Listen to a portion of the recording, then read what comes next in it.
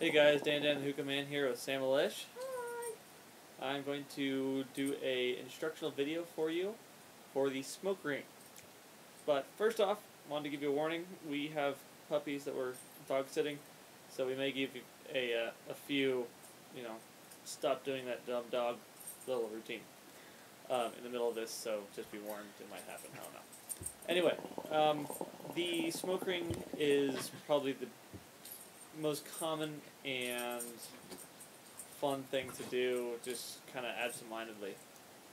So I found that a lot of people have had lots and lots of problems, just trying to do this trick, and it's like so very frustrating for those that can't do it. And I know there's a lot of videos out there to show you how to do it. Some have helped, and I've watched a lot of them, trying to take those and use them. And I would like to put my 2 cents toward the community. So I'm going to do a few steps with you, and if you can just follow along, then hopefully with some practice. It took me 3 months to do it on my own, so it takes time. Don't get too frustrated. Mm-hmm. So anyway, first step is to be able to make the smoke rise over your face with very little problems with make it thick and let it just slowly rise above your face, like this. Okay.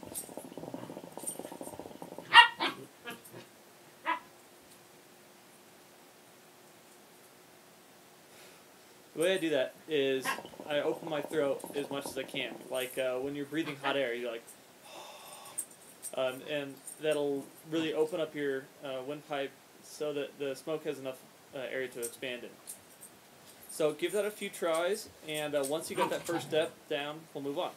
That was close. Okay, moving on. Now that you got that down, hopefully, the next thing is to practice tongue movements. And I know this looks horrible. I've got plenty of freaking criticism for this, but it's an interesting thing, and I hope you don't get grossed out because I'm going to get close to the camera and do some things. So, Ew. I know, shush. Ew. So, with your tongue in the back of your throat, there's my tonsils back there, you can probably see them. Anyway, tongue in the back of your throat, on the bottom, do not raise it.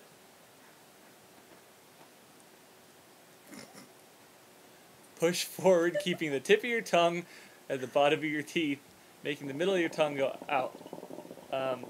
There's a lot of ways to do this, like I said. This is the way that worked for me, and I've taught many people how to do it. So, if you can get that technique down, then the next step is to do the O.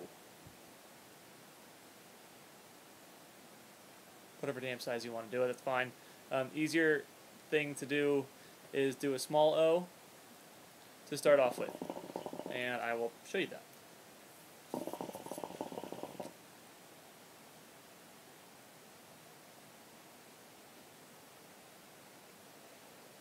And we've got a little wind here, so they're not very perfect, but the whole thing here is practice. So keep at it.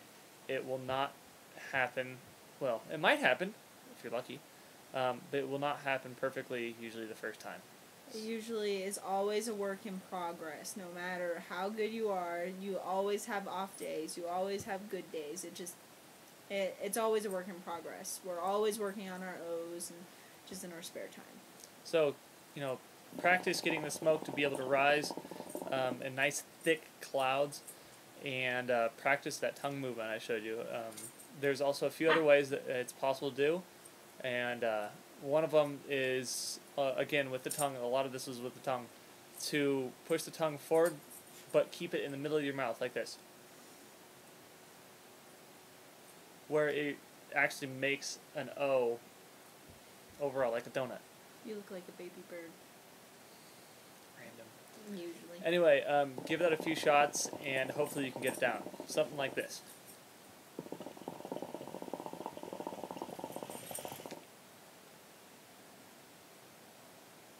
I wonder why we're getting a draft in here.